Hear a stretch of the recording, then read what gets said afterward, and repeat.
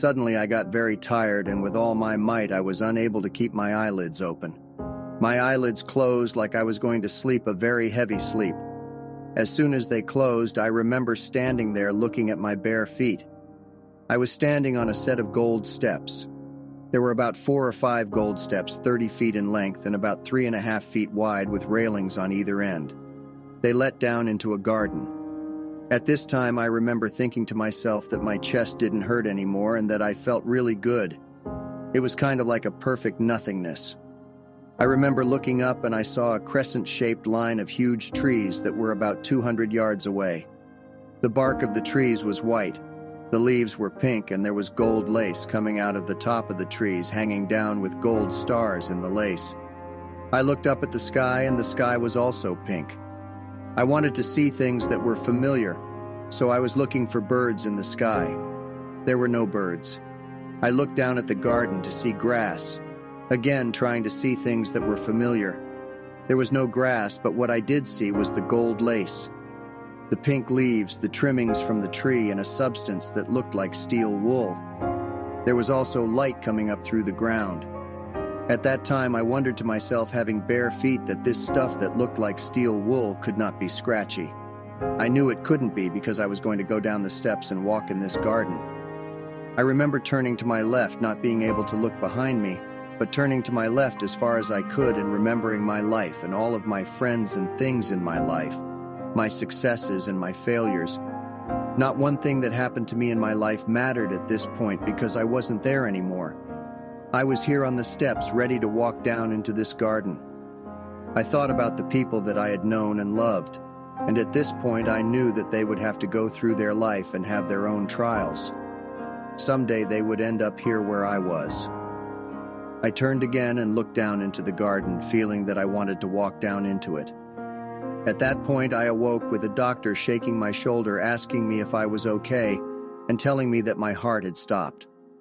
Several months later, I went to a doctor's appointment and asked him what happened during this time and how long my heart had stopped. He told me that it stopped for an entire minute. A few days later, as I was sitting at home, I used the stopwatch on my phone and thought about all the details of my near-death experience.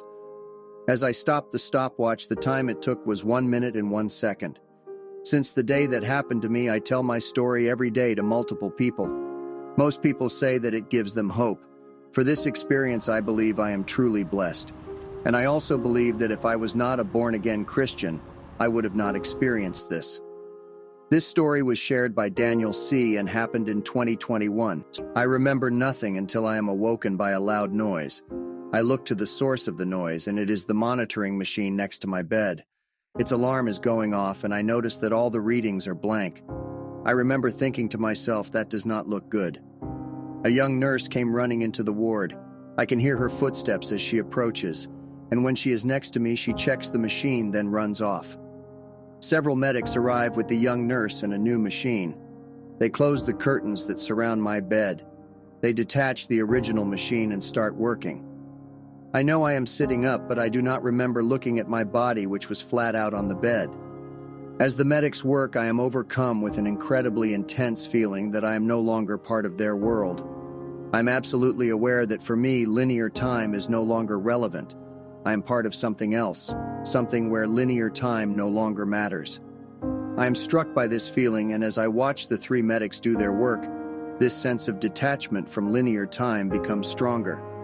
I can see their world and know that I am in a different place where time as I knew it does not matter. I am aware that if I wanted to, I could fast forward or rewind time, but I choose not to. I can see everything at once as if I have a fisheye lens, 360-degree vision. There is an older nurse, slightly overweight. I remember her having dyed blonde hair. Her roots were growing through. She is constantly talking in my left ear. "Come on, David, stay with us, David." Although I am aware of and can see everything happening around me, I can see the medics trying to revive me. Someone is at my feet. It is the older nurse still speaking in my ear. "Come on, David, stay with us." That seems to hold my attention.